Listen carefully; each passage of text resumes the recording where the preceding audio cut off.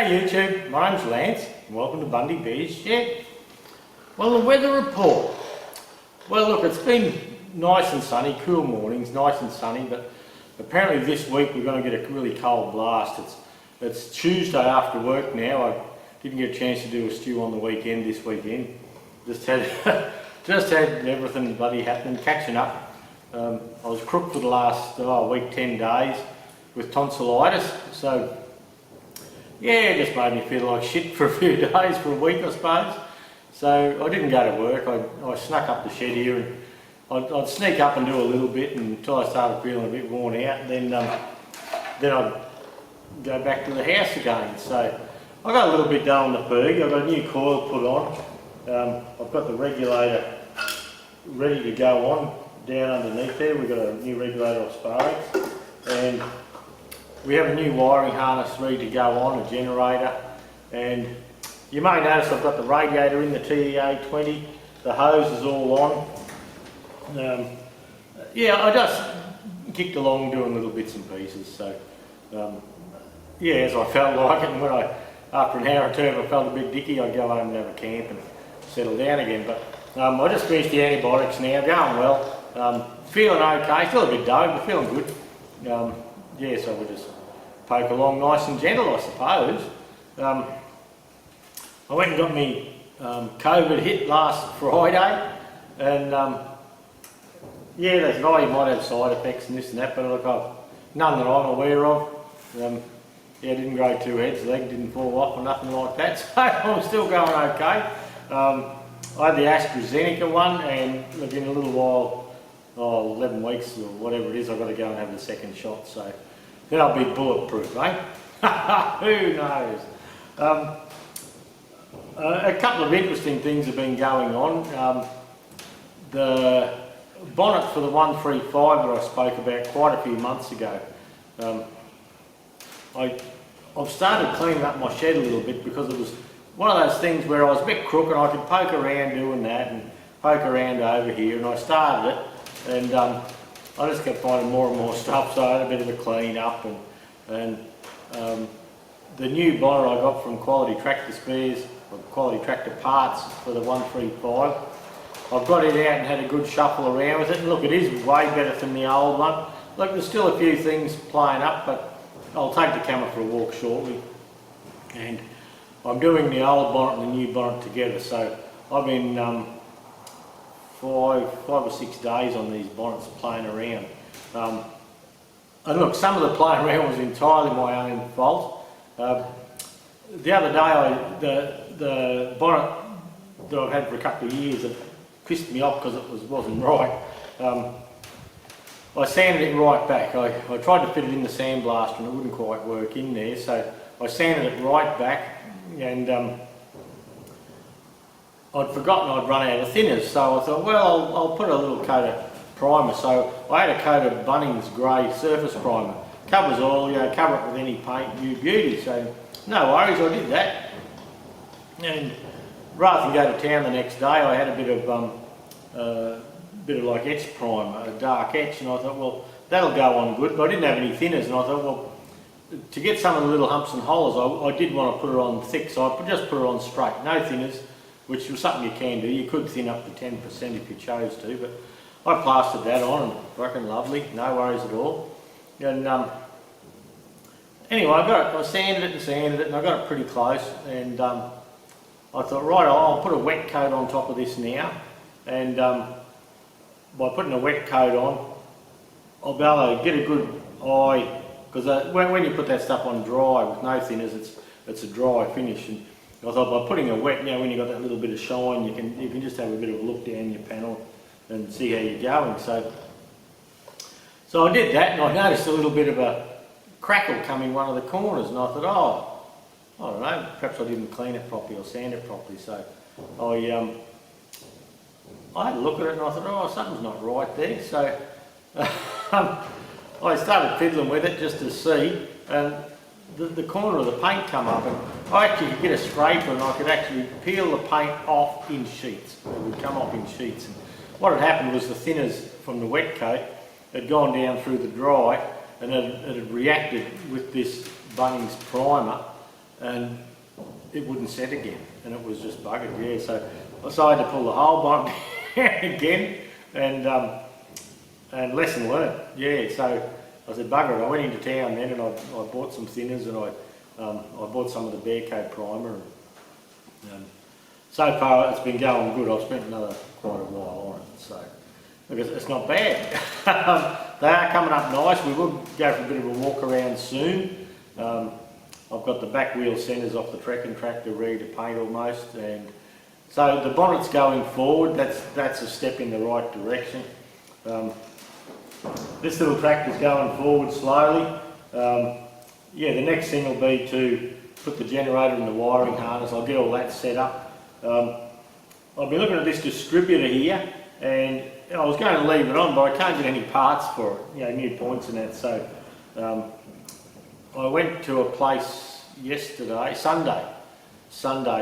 My friend Ashley, I know Ashley and his dad. I bought a couple of tractors off his dad. Well, his dad's 91 now, and they asked us, could I come and have a look in the sheds and help them have a bit of a tidy up, so they knew of anything that was any value there. So I said, yeah, all right. So off I went in there Sunday morning, and he was an old Massey man. He'd given me parts in the past. The old gold trumpet housings I have off the early gold tractors, the two different ones, he gave me them years ago, and I bought an international engine off him, a Farmall A and a Massey Ferguson 35 4-cylinder diesel, a silver and red one that my friend Robbie has got now. And it's just got a new engine in it, so it won't be long and it'll be all painted up nice. So I went over yarn to Ashley, and we started sorting through the stuff. And anyway, the old fella had a complete distributor sitting there, so they were good enough to let me have that. And a few other bits and pieces. Being an old Massey man, it was an interesting morning. They got some stuff they're trying to sell yet, old irons and things like that. But that's another story. We're not going there on this one. But yeah, things like probably a brand new AC tap, a diesel tap. And it's probably a diesel one because it hasn't got a bowl underneath it. This was in the junk, a Kai gas pump. Okay, batteries just went flat, back again. But yeah, this little Kai gas pump, it's got yellow paint on it, so there must have been an industrial around one time here. I've never seen it, but perhaps that's the case. And just little things that only foodie blokes would understand, like a 35 PDO cover and just little bits like that. But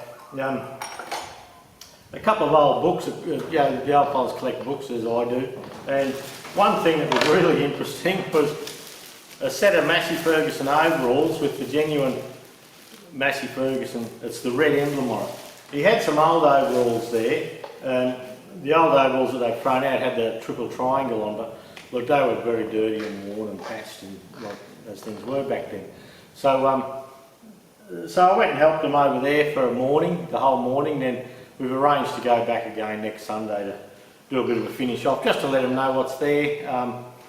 A couple of tools like Ashley, the son, he's got a few acres of land and a lot of spanners and that. I was sort of talking to him about keeping them, taking them, but some of the taps and dies and #1 Morse taper drills and feeler gauges and things like that the old fella had that he had no longer use for, they were nice enough to let me have.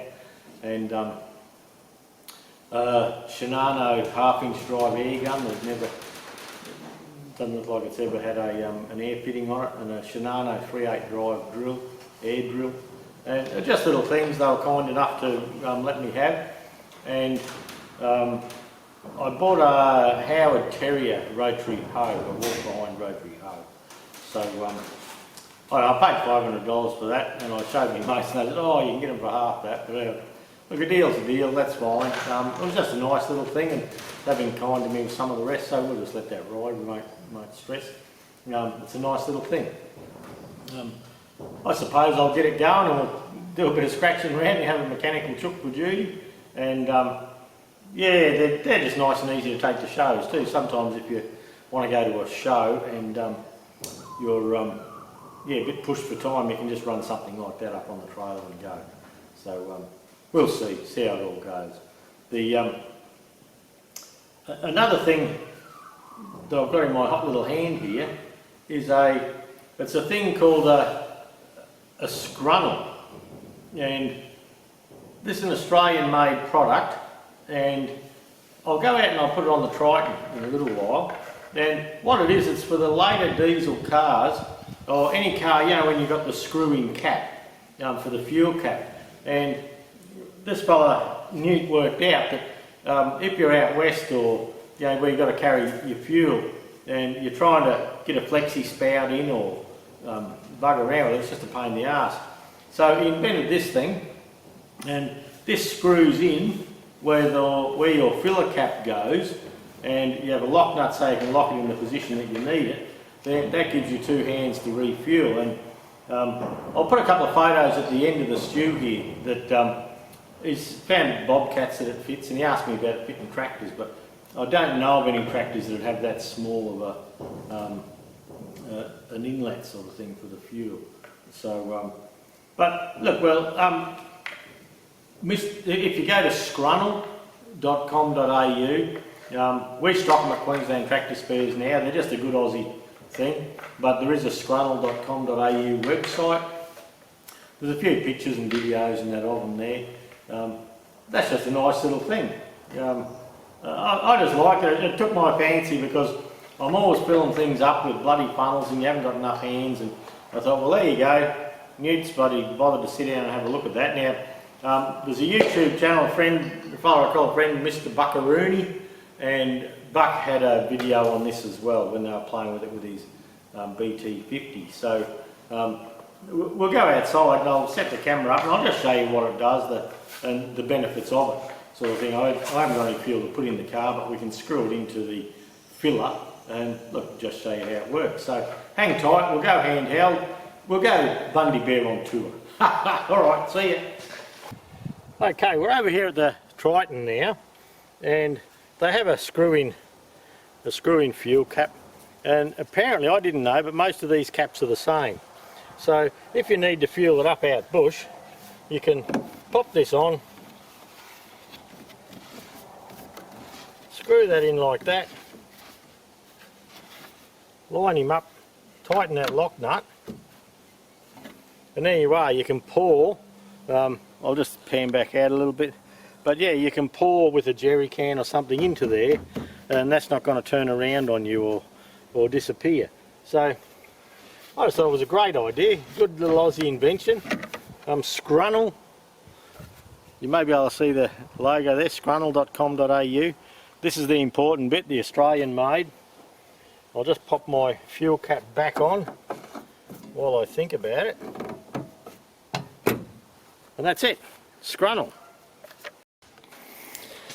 Okay, that's a bit of a look there, the centres for the 135 multi-power. That's one of the front rims. And this bonnet here, this is the new Quality Tractor Parts 135 bonnet from the new suppliers. Now look, that's pretty good. Look, I've got all these dogs here now just because I'm sitting down. Now, a couple of things that they could have done a bit better, I think, is where the welds are here and on the side, they're pulled in. I don't know, like the trekking tractor is not going to be a showpiece, it's just going to be a functional tractor. But look, it's fairly good. Some of the problems down the side and all that are, look, they're better, not 100%, but look, it is better, it's way better. So, yeah, well, we're not doing too bad with that. Then, when we come around here, that's what I'm up to with the centre and the two battery covers. And this is the original bonnet that gave me the shits. And when you come in there, you can see, oh, you can see, it still had those marks there, but I got most of them out.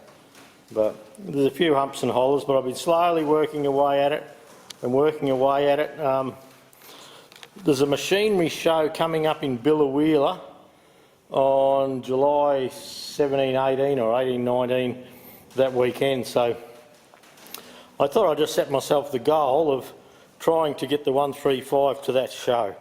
Now, it mightn't be 100% finished, but look, it'll be, well, it's drivable now, but it'll be looking a lot better. So yeah, we'll just see how we go. But that's the 135 progress. I can probably take you for a bit of a walk out here. Now, I've got the trailer on the Land Cruiser. I'm on a mission tomorrow. I'll show you about that another day. I'm not there to get a tractor, but there's a couple of implements. And this is the 135. Now, it's been sitting for quite a while, and I can see just up in here, I've got a little bit of an injector leak. It's made a bit dirty down the side, but the rest's looking pretty good. Then there's another little bit of a fuel leak, and I'm not sure it's not the same one running around down here. So I've got to clean all that up properly.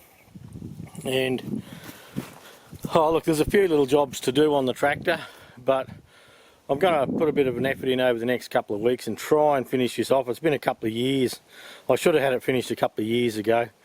But oh, the other thing I need to do, and whether I do it for Bill Wheeler or not, I don't know, is I've never finished welding the arms up properly.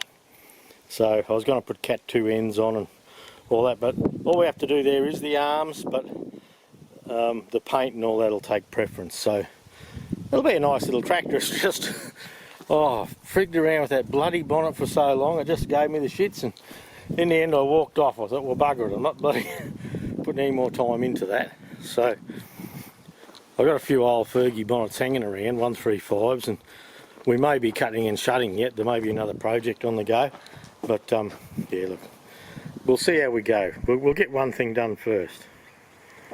Okay, well there you go. That's the stew, just a bit of an update.